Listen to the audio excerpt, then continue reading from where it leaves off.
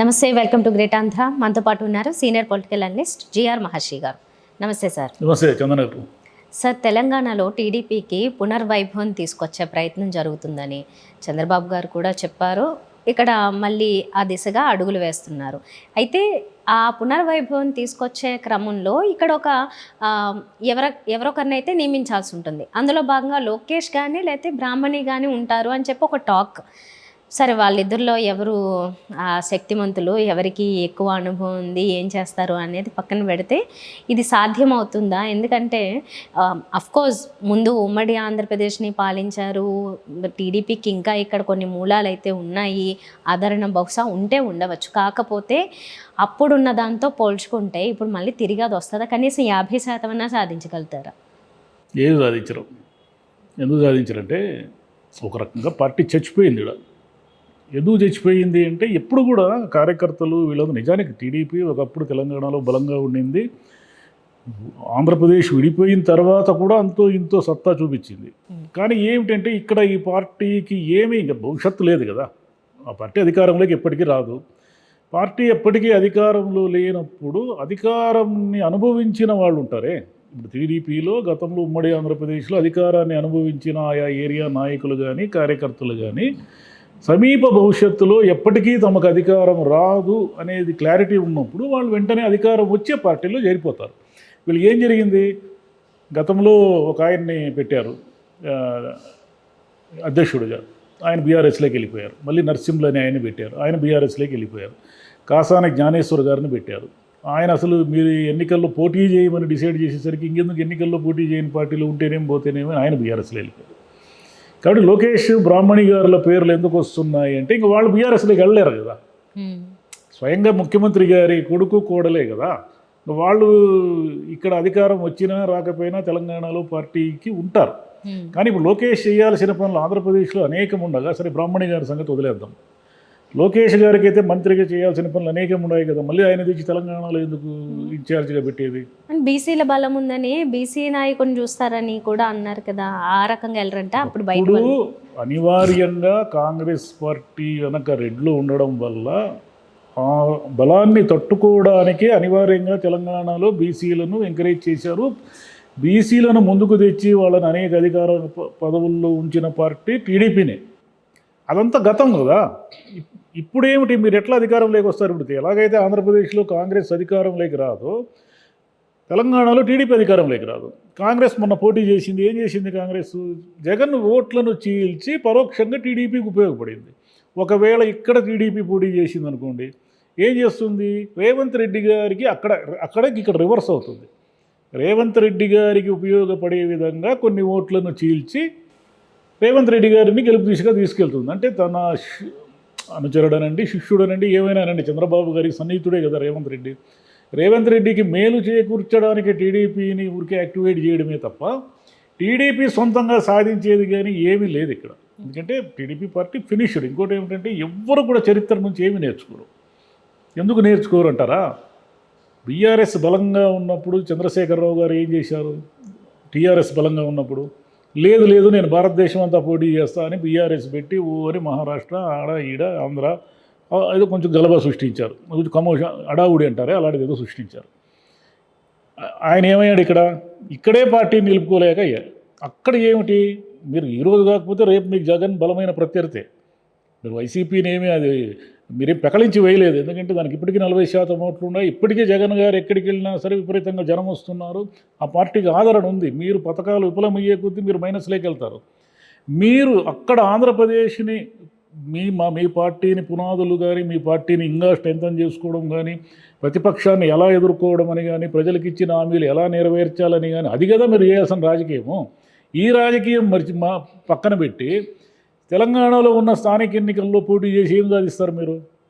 మీ పార్టీలో మళ్ళీ గెలిచిన వాళ్ళు ఒక్కరుండరు, మళ్ళీ కాంగ్రెస్లోకి చేరతారు వాళ్ళు. ఇప్పుడు ఏం మీరు వాళ్ళని ఒకవేళ గెలిపిస్తే మాత్రం ఏం ప్రయోజనం? ఇదే కదా గతంలో అంతా జరిగింది.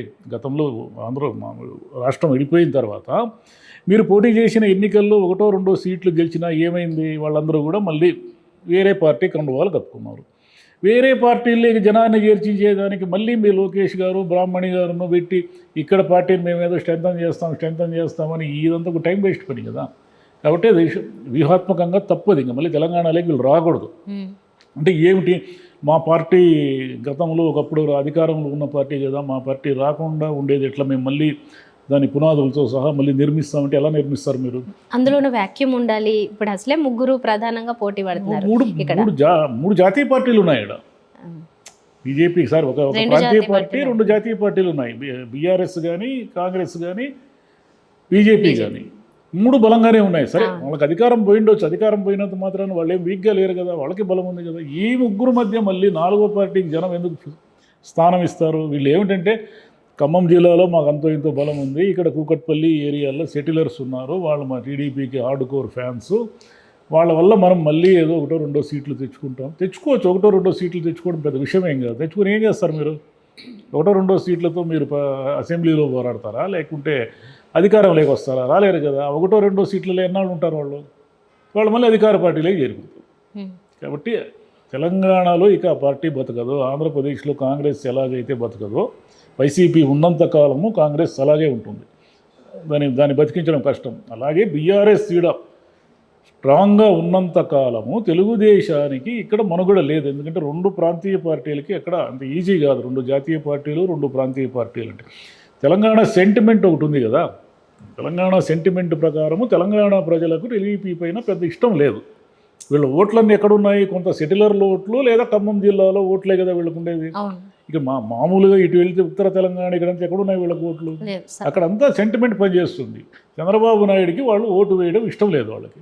ఆ ఇష్టం లేదని తెలిసి కూడా మళ్ళీ ఇక్కడేదో పార్టీకి డబ్బులు ఖర్చు పెట్టుకొని బ్రాహ్మణి గారు, లోకేష్ గారును తిప్పి మళ్ళీ మేమేదో చేసేస్తాం, అద్భుతాలు చేసేస్తాం, హైదరాబాద్ నిర్మించింది నేనే, హైదరాబాద్ కట్టింది నేనే అని అనడం వల్ల ఏ టైం వేస్ట్. ఆ మాట చెప్తే కూడా ఇప్పుడు కొంతమంది కోపం వస్తుంది, తెలంగాణ వాదులకు కానీ తెలంగాణ వ్యక్తులకు కానీ.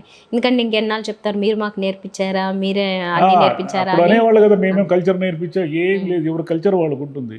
ఇప్పుడేం తెలంగాణకి ఏం తక్కువైందని తెలంగాణ రాష్ట్రం తెచ్చుకున్న తర్వాత చాలా ఆత్మగౌరవ నినాదంతో బ్రహ్మాండంగా, ఒకప్పుడు సినిమాల్లో తెలంగాణ భాష ఎలా వాడేవాళ్ళు? గూండాలకి, రౌడీలకి వాడేవాళ్ళు. ఈరోజు తెలంగాణ మాండలికంతో ఎన్ని అద్భుతమైన సినిమాలు వస్తున్నాయి, ఎంత అద్భుతమైన సాహిత్యం వస్తూ ఉంది. కాబట్టి మళ్ళీ వాళ్ళు ఏదో మేము నిర్మించాము, మేము ఇచ్చామంటే ఎవరు ఒప్పుకునేదానికి సిద్ధంగా లేరు. కాబట్టి వీళ్ళ ప్రాంతీయ సెంటిమెంట్ను గౌరవిస్తూ వీళ్ళు చేయాల్సింది ఏమిటంటే, వీళ్ళు పార్టీని పునర్నిర్మించుకుంటాం, మేమేదో అధికారంలోకి తెస్తామని ప్రగల్భాలు పలకుండా ఏదో మా పార్టీ ఉనికిలో ఉంటుంది అని మేరకు నమ్మితే ఓకే, అంతే తప్ప దానివల్ల ఏ ప్రయోజనం లేదు. ఈ పార్టీలకి ఏంటంటే ఒక అఖండ విజయం తర్వాత ఒక ముసలం పుడుతుందేమో. ఎందుకంటే అప్పుడు బీఆర్ఎస్ అని ఆయన మార్చుకుని అసలే లేకుండా పోయారు. అంతకుముందు చంద్రబాబు గారు కూడా అంతే, జాతీయ చక్రం చెప్తాను అక్కడ అని చెప్పి అప్పుడు ఆయన అసలు ఇక్కడ కూడా గెలుపొందకుండా పోయింది అదే సిచ్యువేషన్. మళ్ళీ ఇప్పుడు అదే చేస్తున్నారు. అంటే ఒక చోట కాదు, నా కాలు మోపితే మనం ఇక్కడ ఎంత ఘన విజయం సాధించాం కాబట్టి ఇంకా అన్ని చోట్ల పెట్టాలి అన్న ఆ ఫీలింగ్. ఇంకా అదేదో బెట్టింగ్ గేమ్స్లో ఆడుతుంటారు కదా, ఒక చోట పెడితే డబ్బులు భావిస్తే ఇంకా మనం అన్ని చోట్ల పెట్టచ్చు, ఆడచ్చు అన్నట్లుగా. అధికారము అహంకారాన్ని తెస్తుంది. చంద్రబాబు గారు అర్థం చేసుకోవాలి, ఆశ కూడా పుట్టిస్తుంది. ఆశ అలాగే ఉంటుంది. చంద్రబాబు గారు అర్థం చేసుకోవాల్సింది ఏంటంటే, జగన్ గారి మీద ఉన్న వ్యతిరేకత మిమ్మల్ని అధికారంలోకి తెచ్చింది. చంద్రబాబు గారిని మళ్ళీ ముఖ్యమంత్రిగా తెచ్చుకోవాలనే వీరాభిమానం కాదు అక్కడ. వీరాభిమానం కంటే వీర వ్యతిరేకత ఎక్కువ పనిచేసింది. కాబట్టి మీరు మీ పునాదులు కానీ, మీ వర్క్ కానీ, మీరు ఏం చేయాదలుచుకున్నా కూడా ఆంధ్రప్రదేశ్ ప్రజలకు ఒక 100 హామీలు ఇచ్చారు కదా, సంపద సృష్టిస్తామని. ఆ పని చేయకుండా మళ్ళీ తెలంగాణలో మీకేం పని? తెలంగాణలో వచ్చి మళ్ళీ మేమేదో చేసేస్తామని ఎన్నిసార్లు పరాభవానికి గురవుతారు? ఆల్రెడీ చాలాసార్లు పరాభవం మూటగట్టుకున్నారు. వచ్చిన వాళ్ళు ఏ ఒక్కరు మీ పార్టీని నమ్ముకోకుండా అధ్యక్షుడితో సహా అమరెళ్ళిపోయారు. సరే, ఇది తెలియకుండానే చేస్తున్నారంటారా? ఇది వాళ్ళకి ఇంకేదన్నా వ్యూహం ఉందా? ఏమి వ్యూహం లేదు. సామాన్యుడికి అర్థమవుతుంది, కాంగ్రెస్కి ఉపయోగపడడం తప్ప అంతకంటే ఏ వ్యూహం లేదు దీని వెనక. ఎలా గెలుస్తారు వీళ్ళు? ఇక్కడ జిహెచ్ఎంసీలో గెలుస్తారా? రేపు పొద్దున స్థానిక ఎన్నికలు వస్తే ఇంపాసిబుల్. అది ఇంపాసిబుల్ అని వాళ్ళకే తెలుసు. మామూలు టీ అంగడి దగ్గర టీ తాగుతూ రాజకీయాలు మాట్లాడేవాడికే తెలిసినప్పుడు ఇంపాసిబుల్ అని, పార్టీలో పనిచేసే అంతమంది వాళ్ళకి పెద్దవాళ్ళకి తెలియదా తెలంగాణలో పార్టీని బతికించుకోలేమని?